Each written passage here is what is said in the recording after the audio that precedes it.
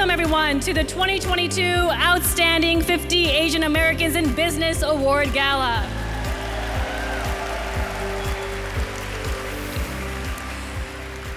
My name is Seema Modi. I'll be your MC for tonight. I'm a global markets correspondent at CNBC. Congratulations to our honorees. It is really an exciting time for all of you and for all of us here to celebrate you and your accomplishments. Please take a lot of photos so you can remember tonight. I am certainly excited to be your master of ceremonies. It seems like Asian Americans are sort of having a moment right now.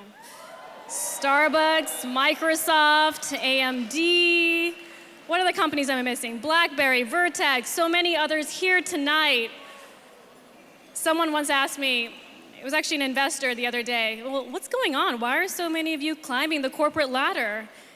And my answer was like, why aren't there more? Like, we have so much more progress, but it's amazing to see all of you tonight.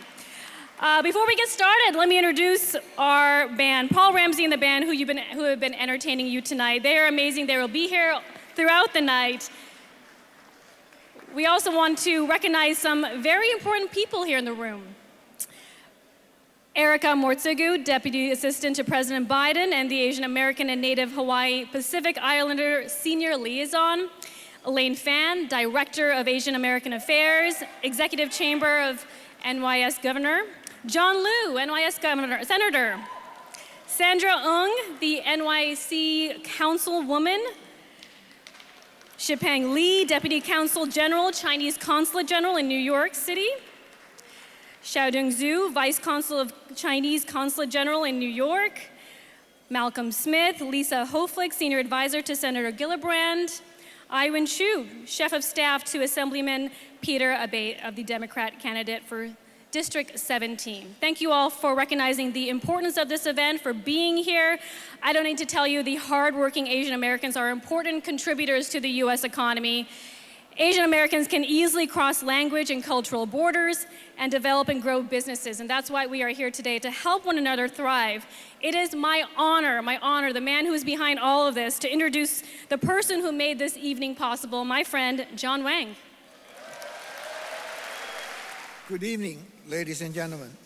I hope you enjoyed this evening and the networking conversation and the celebration with your friends, family, and the honorees of this evening.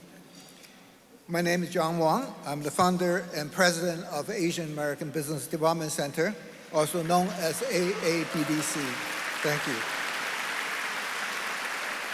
Tonight marks the 21st time that I have stood before you, honoring the 52 most talented professionals, entrepreneurs, and leaders in business, who also happen to be Asian Americans. The title of our awards are Outstanding 50 and the Pinnacle, and I believe they are truly descriptive of the caliber of people who are here tonight. There are many distinguished guests in this room tonight, and it would take me a long time to list everyone, but I would like to draw special attention to give a warm welcome to Erica Moritsuku, who is the Deputy Assistant to President Biden and is the Asian American and Native Hawaiian and Pacific Islander Senior Liaison. Thank you, Erica. I founded AABDC in 1994 because I wanted to find a way to recognize Asian Americans for the values and the contribution they bring to this country. I also wanted to provide resources for them to succeed as a small business, as global trader, corporate executives, young professionals, and women in male-dominated business. One anchor has been the Outstanding 50 Asian American in Business Award. It's our most anticipated event each year. Today, we have honored over 1,000 Asian Americans nationwide with this award. So our award program has also included many of the nation's top C-suiters. This year, I'm looking forward to presenting the Pinnacle Award to Reshma Kewaramani, CEO and President of Vertex Pharmaceuticals, whose mission is to bring transformative treatment to people with serious diseases. We are also honoring Rose Lee, President and CEO of Cornerstone Building Brands, the largest maker of exterior building product in North America. You will hear from them a little later. In turn, this award has also given birth to another signature program, the Asian American Business Roundtable. Many of our outstanding 50 honorees have participated in the AABR as the speakers, as the sponsors, and the attendees.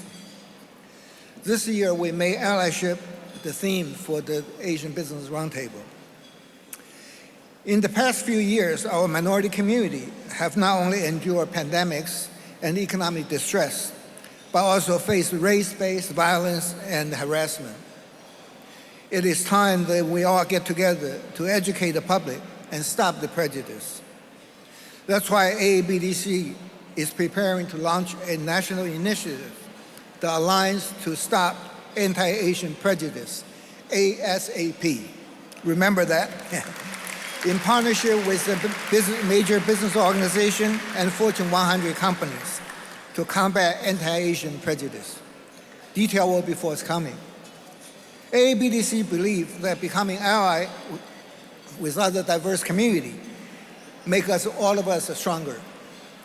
The concept became reality when we, along with 100 Black men and the Hispanic Federation, were selected by global brand Moët Hennessy to distribute grants to small business in the minority communities at the start of a global pandemic in 2020.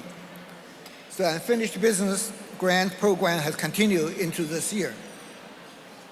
AABDC has expanded this important program through a Project Rebuild, which is not only dispensing grants, but also technical assistance, such as digitizing systems, legal advice, marketing support to the struggling small businesses.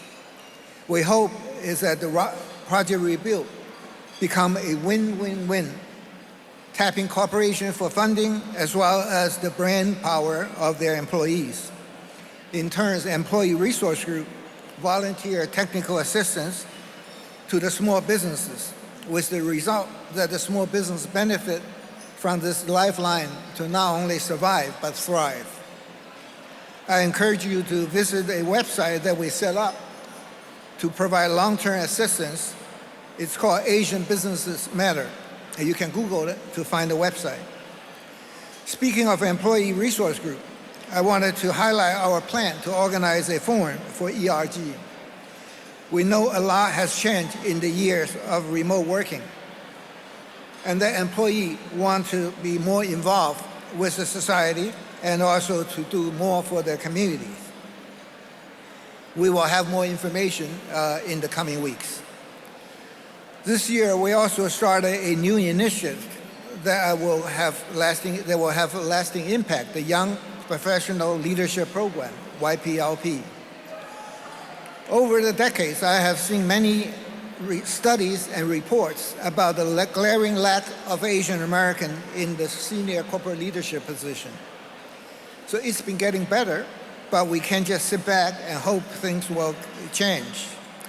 YPLP aims to grow a pipeline of Asian American professionals who want to gain the tools and skills to be successful leaders in their fields.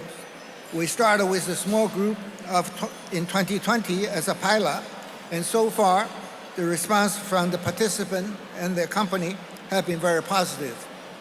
I also want to note that our outstanding 50 honorees produce mentors and coaches for our other programs, including YPLP. Several former honorees have served as speakers and coaches and mentors for the next generation leaders. I urge the 2022 batch of outstanding 50 recipients to consider how you can be involved in other programs that we run as speakers, educators, and mentors. You will hear more about YPLP tonight from one of the program's main key driver, Rohan Thapa. So let me wrap up by saying that we look to you, the outstanding 50 honorees, to be our frontrunner in all these initiatives. I would be happy to speak with any of you and how you and your company can be involved.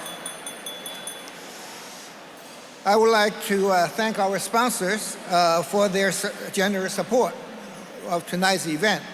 And you can look at the banner on both sides of the stage, and also in your dinner journal, and you will find them there. I also want to express my gratitude to members of the dinner committee who have done so much to making this event possible. And they are Sarah Abusey of Accenture, Savio Chen of U.S.-China Partners, Shada Sherwood, independent board member and advisors, Joyce Chen of J.P. Morgan Chase, James Kalani Lee of Google, Michael Chen of Chen Associates, Eric Louis of HCG Global Partners, Bob Miglani of Hood Myopia Care, Kamesh Nagarajan of Morgan Stanley. Many of you interacted with AABDC team, our event partners and volunteers. They have done a wonderful job. So please join me in a round of applause to all of them. So thank you for listening and for participating and for being here tonight. Welcome again, and hope you enjoyed this night, and we'll look forward to seeing you all later. Thank you.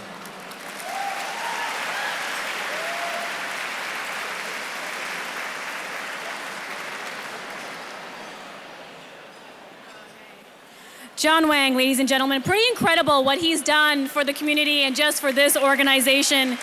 He started this awards gala 21 years ago, and so far has honored 1,000 individuals, including the honorees tonight. So really has played a critical role in just honoring and helping our community grow and prosper and recognize the great work that's being done. I would now like to take a moment to introduce our special guest for tonight, Erica Morisugu, Deputy Assistant to the President, Asian American, Native Hawaiian, and Pacific Islander Senior Liaison. She's done incredible work in the administration, and she will be joining us now to deliver her remarks. Before this, if we can please just bring the volume down a little bit and give Erica the time she deserves on the podium. Thank you.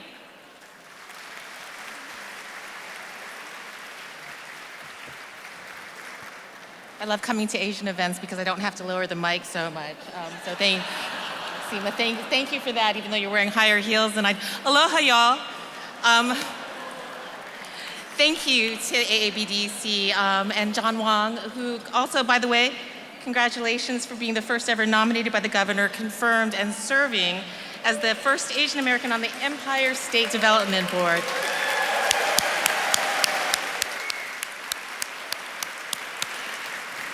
This is a beautiful event to honor the outstanding 50 and plus, and the 20 years that John has been envisioning this. I mean, this is a fruition of a moment that he's built, that we're living, and that we're going to keep building on, and I'm excited to be a part of it. I'd also like to acknowledge the honorable guests and distinguished awardees who are here. It's so great to be here in New York City. I had actually worked in Midtown for long enough that I was excited to take the Acela up from Washington, D.C. this afternoon. But the one thing that I'd forgotten was what traffic looks like. So you all had the benefit of spending more time with my boss than I have this week. So you're welcome for that and traffic. It's so great to be here in this room with so many Asian American, Native Hawaiian, and Pacific Islander leaders who understand firsthand that we cannot, without personal sacrifices, build prosperity for all. And you're a part of that. As Seema mentioned, I'm Erica Morisugu. I'm deputy to President Biden, and I serve as the first ever White House senior liaison to the AA and NHPI community.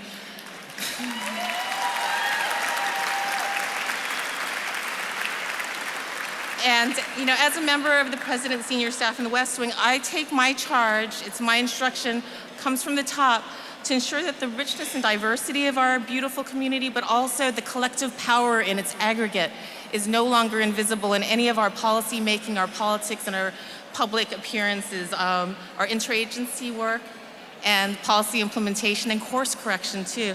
And that the impacts of our administration's policies and priorities are inclusive of, informed by, and then also communicated back to our communities.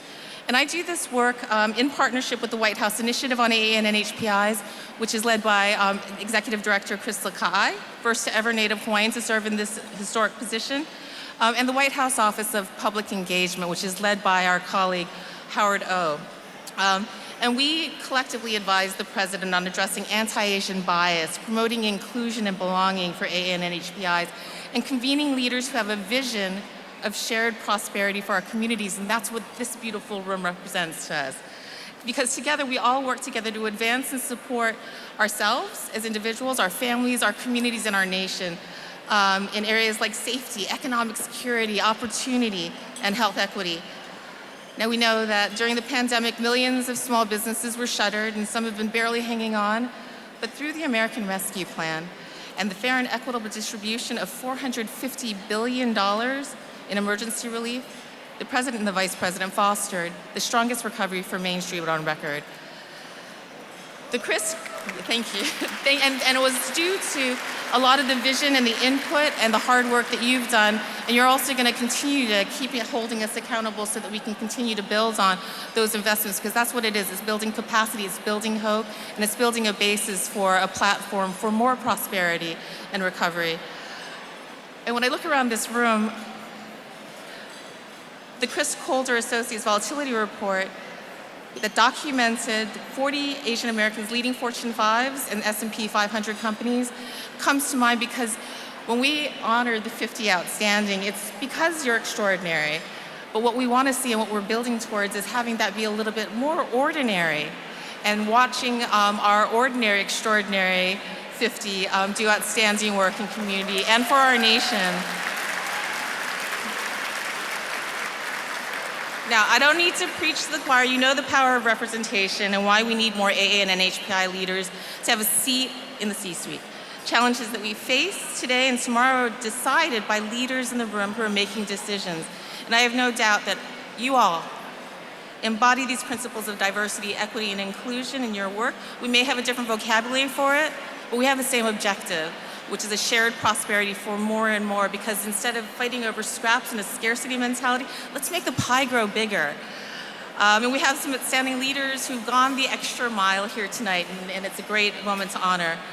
Building a better society with shared prosperity for AAN and HPI communities includes our collective fight against the hate that impacts us all. And as leaders in our community, I ask you to stand up and speak up against racism and discrimination, as our nation is witnessing a series of attacks motivated by hate-filled violence. Our community is facing not only the economic challenges of the post-pandemic times, but the spike in anti-Asian deadly violence, which is not a new phenomenon to anybody in this room who's been paying attention. And that's why it's been since the beginning of this administration, President Biden and Vice President Harris have made unity a priority. In order to see real change, we need short-term and long-term strategies, and we need business leaders to go beyond quarterly reports and invest in the community for the long term in a sustainable way. And now is the time to work together. Last week, President Biden hosted a unity summit in the White House and announced a historic package of new actions to advance national unity. Nearly 150 mayors renewed their initiative, the Mayor's Compact Against Hate, Extremism, and Bigotry. Technology companies announced new actions to prevent hate. New Pluralist is investing $1 billion to increase support programs that bridge Americans of different backgrounds, because we should be able to live without fear. And only through acknowledging and understanding the importance to address this issue can we create that better future for ourselves and the next generation. And there are many business organizations, including the Fortune 500 companies, that are partnering together to combat this anti-Asian hate and discrimination. And many of you are stepping up to the challenge to support our efforts collectively, and I want to thank you for that.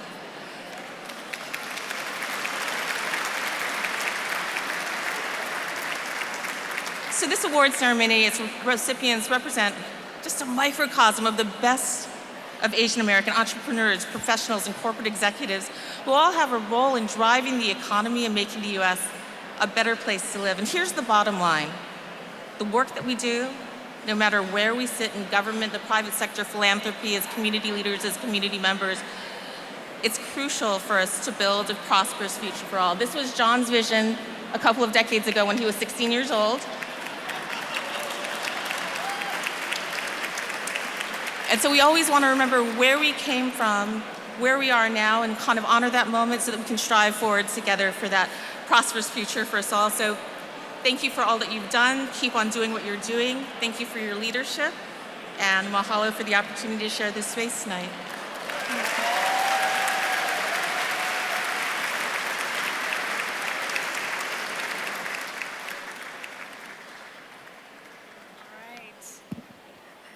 Erica, thank you so much for your contributions to the Asian American community.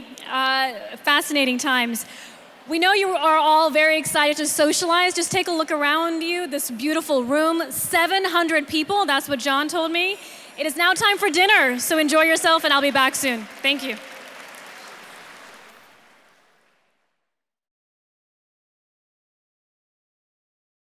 So each year, the Outstanding 50 Committee identifies the Pinnacle Award recipients who have reached the acme of his or her professional career and is widely acknowledged as a leader in their industry. This year, we feature we have two Pinnacle Award winners who exemplify their excellence in the C-suite.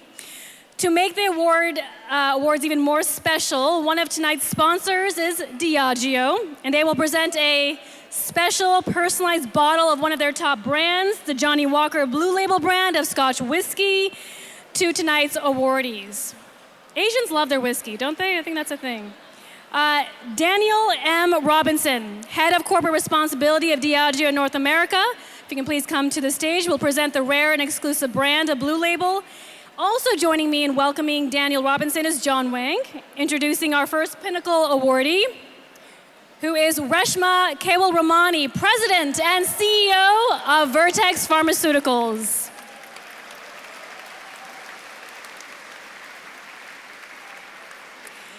Dr. Kewal-Ramani is the first female CEO of a large US biotech company and is a classic immigrant success story, clearly known for her accomplishments in the biotech and scientific world.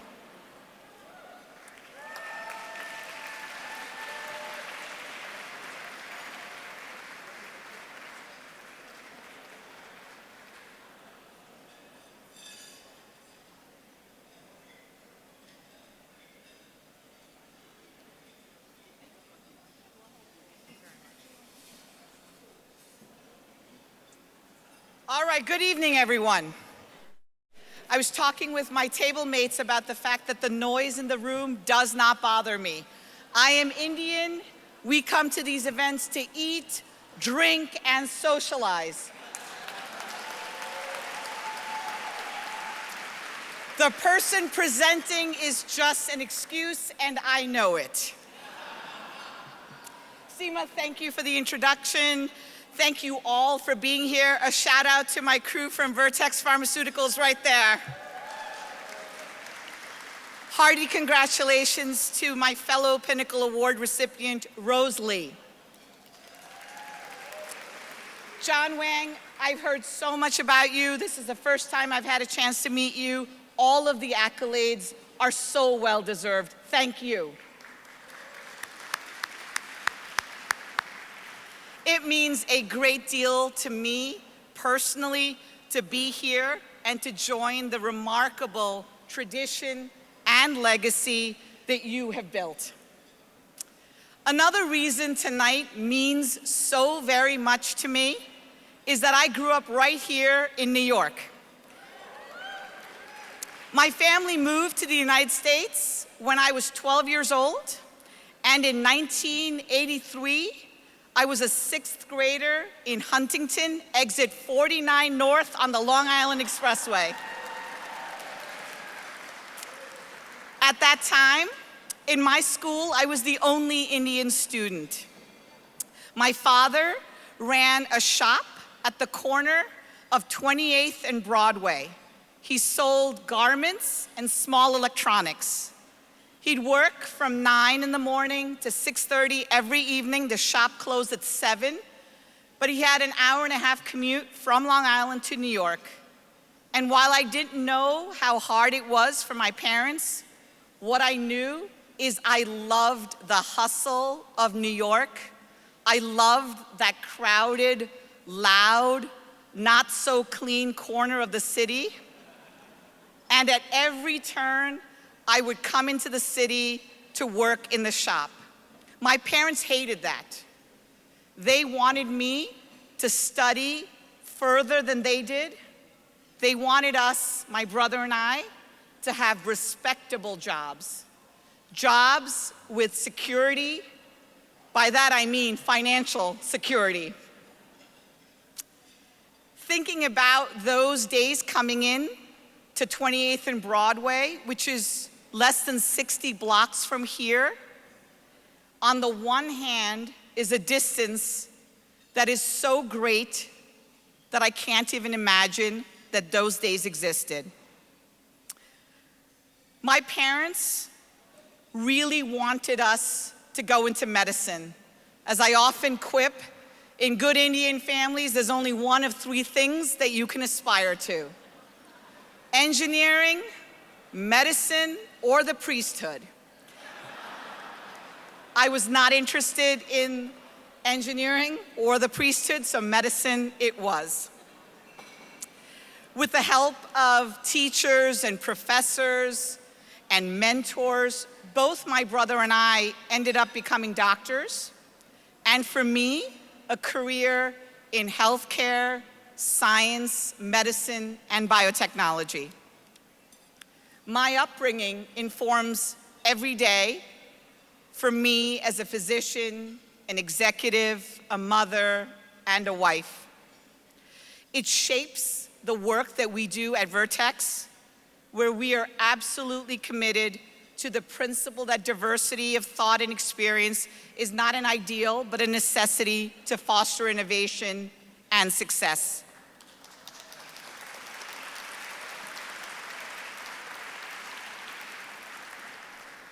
There is, though, another part to my story. Fast forward 35 years to this past June, I was at the Plaza Hotel for the Ascend Awards. I know some of you in this room were at the same event. I had some kind of a revelation. I looked around and realized, for the first time in my life, I was attending a major black tie event where more people looked like me than not. That was 35 years in the making.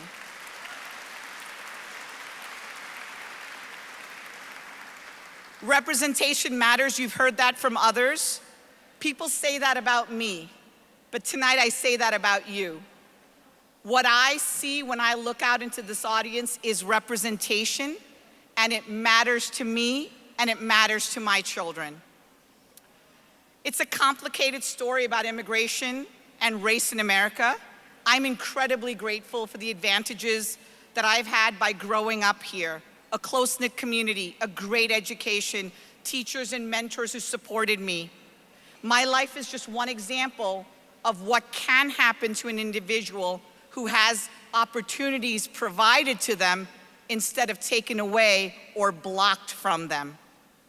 But the reason I'm sharing my story with you today is because the daily experience of immigrants and Asian Americans in particular is clearly under fire. I'm going to mention just one frightful event. Last month in Plano, Texas, 4 Indian American women left a restaurant. They were verbally and physically assaulted in the parking lot. Their attacker shouted racist slurs and said, "You people are ruining our country." Those women and thousands of others who look like them made this country.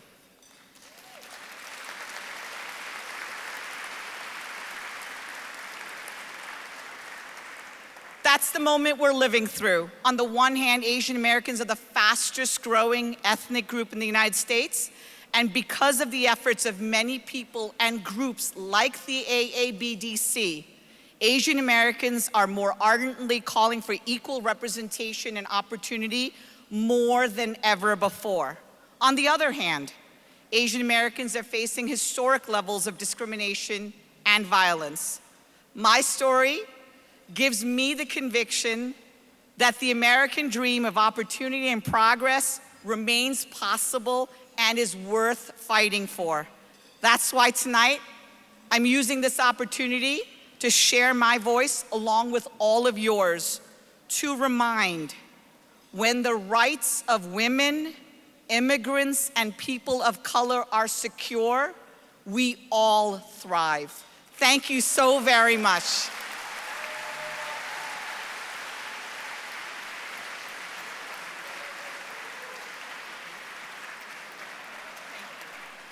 Now to our next Pinnacle awardee, Rose Lee, the CEO of Cornerstone Building Brands.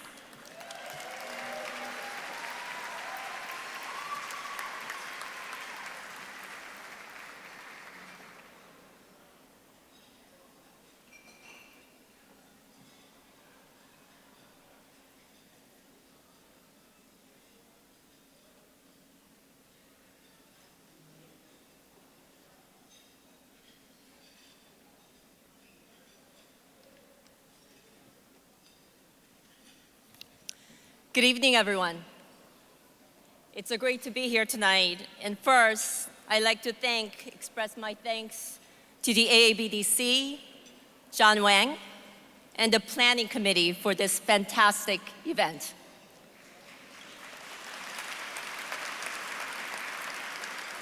Second, my sincere congratulations to all the fellow awardees. I've had the chance to meet many of the awardees last night at our pre-dinner, and I'm humbled to be in the company of such accomplished cohorts. Third, my great big thank you to the attendees here tonight, all the honored guests, including my family and my special guests who have been an important part of shaping me through my life's journey. Sometimes people ask me on occasion, how and why did you become CEO of a building materials company? Just to toot our Cornerstone Building Brands horn just for a minute, we are the largest North American manufacturer of exterior building products. We create high-performing, beautiful, and sustainable exterior building solutions for communities across North America, where we all work, live, and play. Just as a small example and a reference point, all the windows that you see in every Home Depot store in North America is one of our brands. So, if you have a home project in mind, I will be ready to take your orders throughout the evening.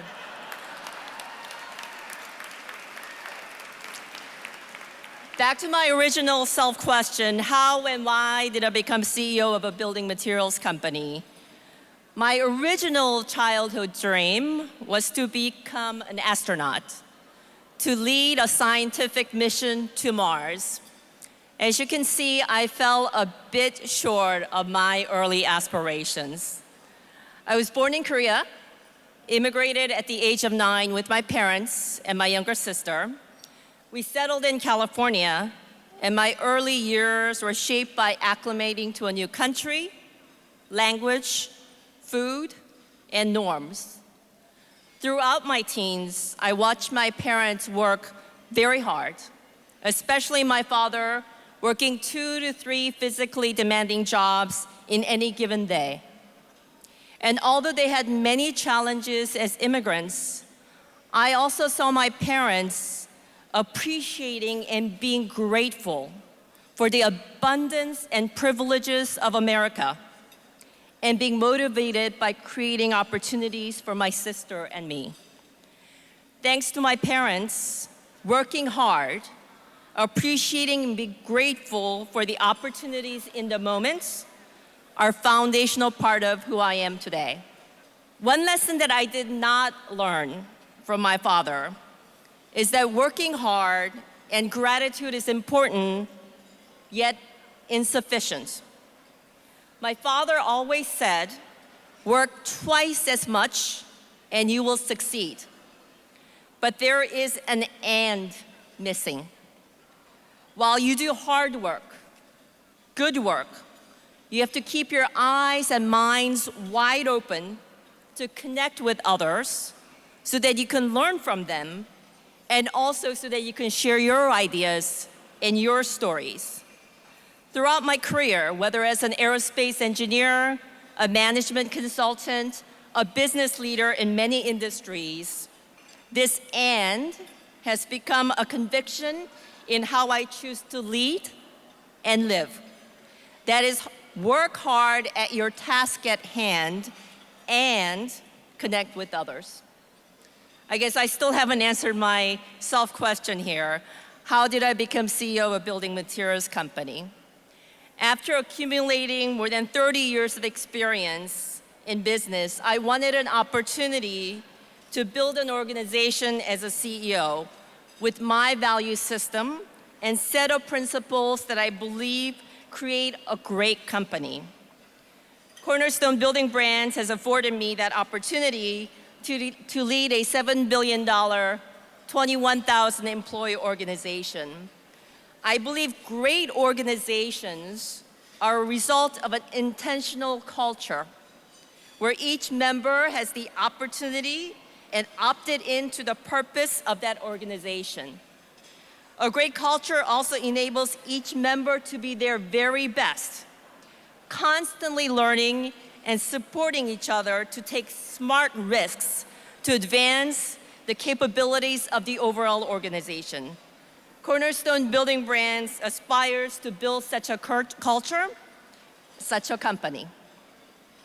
Finally, I would be remiss if I didn't close up by thanking my guests who are here tonight. My hubby, Wanjun, my partner in life, without whom my career progression would not have been possible. My two daughters, Paige and Haley, who taught me that not all my business skills are applicable nor welcomed at home.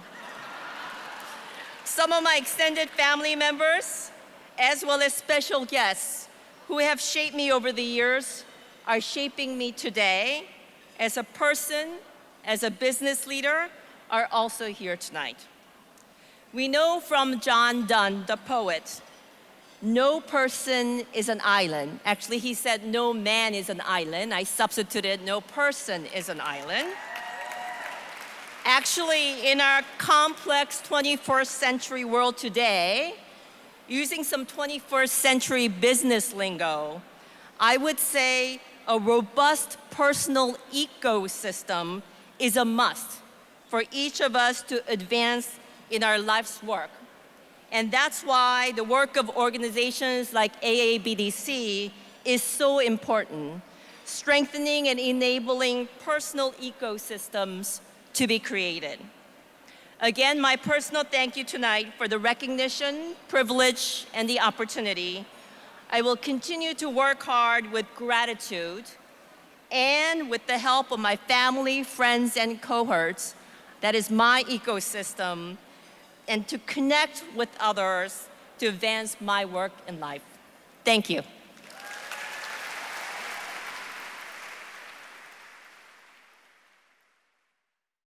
All right, Rose and Reshma, congratulations.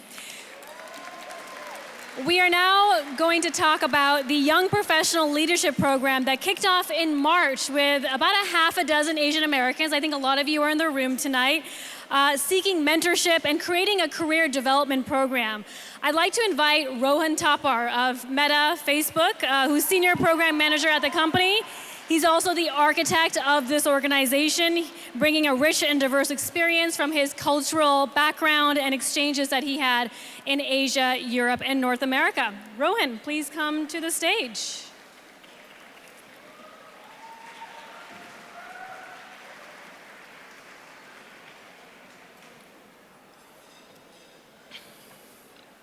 Good evening, everyone, and thank you for the introduction, Seema. I'll try not to talk too long. I think there's a saying that says, it's best to leave your audience first before your audience leaves you. I really want to start with one research, and I promise this is the only number that I'll use throughout the presentation. It was a research that was provided by Goldman Sachs Investment Research, and the number was the number of Asian Americans in S&P 500 CEO positions has stalled at around 2% since 2007. I think all of us over here care about that number. 2% is the number. And this number is in spite of the fact that Asian American population recorded the fastest growth from 2000 to 2019, which was at 81%. This is a room filled with important, powerful people who make things happen. Nearly 100% of us are Asian Americans. So my question to all of you is, how is it possible that only 2% of the CEO positions have Asian Americans in those seats? I think this was one premise that actually motivated us to start Young Professional Leadership Program, and we need to increase that number. In 2020, I set a lofty goal to intentionally help increase the 2% representation by building a strong pipeline of Asian Americans poised to fill leadership roles in corporate America.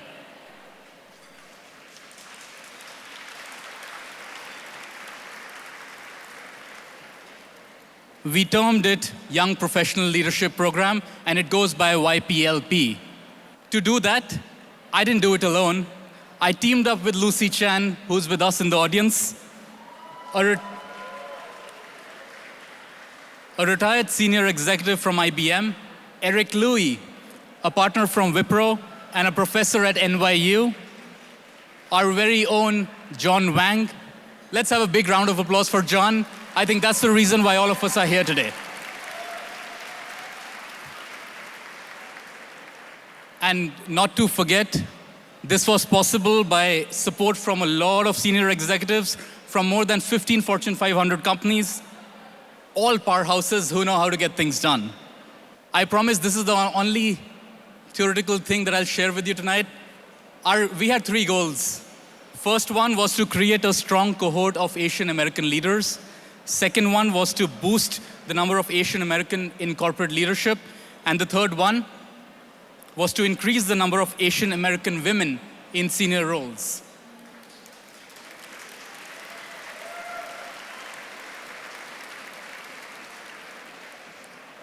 And this is somewhat the fun part because I get to call out people and make them stand. Joining us today are half a dozen up-and-coming Asian American professionals who have been recognized for their performance and leadership. Our shared vision is coming alive with these 6 people. They embody hope and will help us increase that 2% number that I shared with all of you before. Please stand as I call your name and remain standing so that we can recognize you.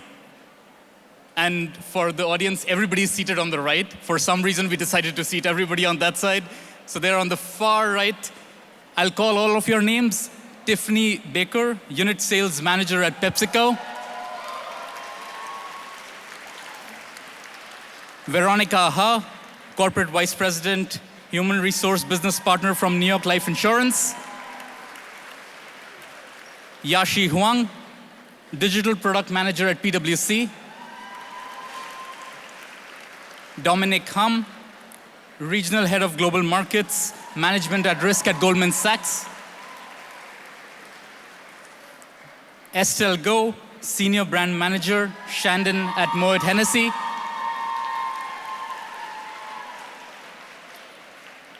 And last but not the least, David Young, Engineering Manager at Con Edison.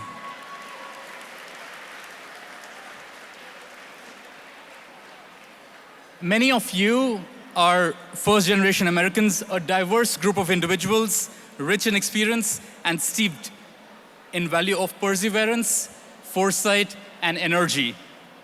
We are so proud of you and hope that you track to increase Asian American representation, not just in CEO positions, but in management role at every level. Congratulations.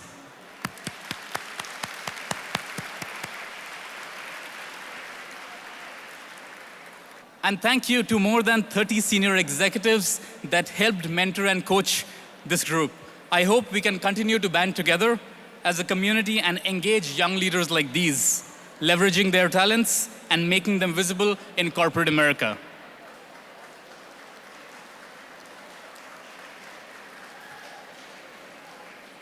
These 6 individuals are just wrapping up YPLP, but there are more upcoming cohorts. Please meet with them, and also if you can mentor, coach, or know someone who can be a part of this cohort, please let John, Lucy, Eric, or myself know. And this is the last part of my speech. As Henry Ford said,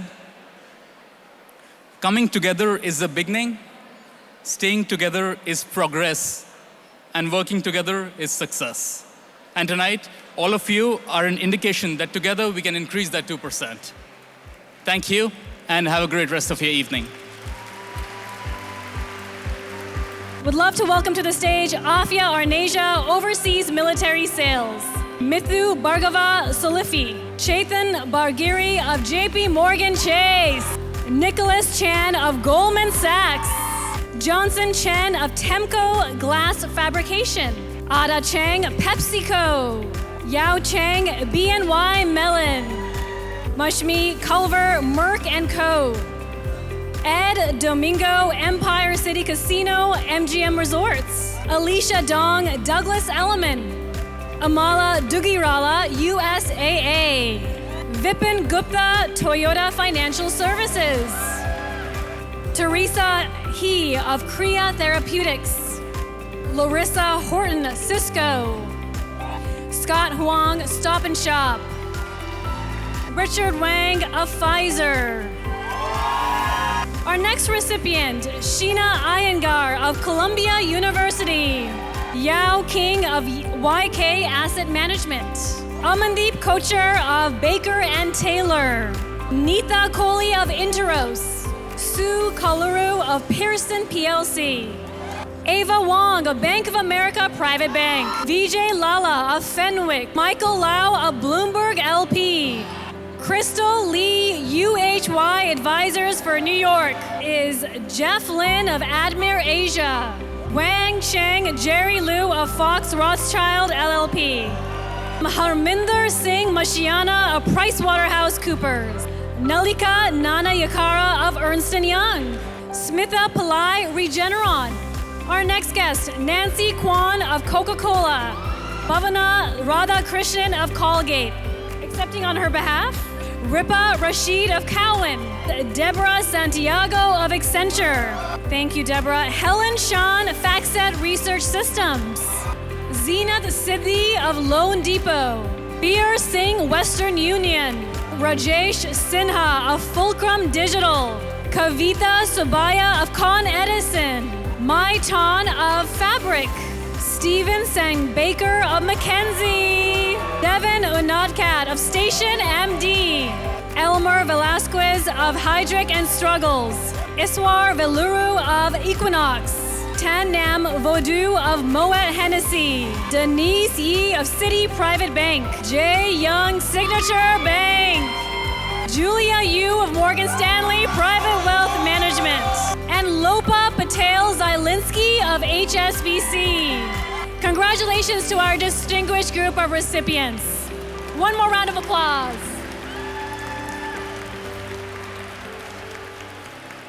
Good evening, everyone. How are you doing?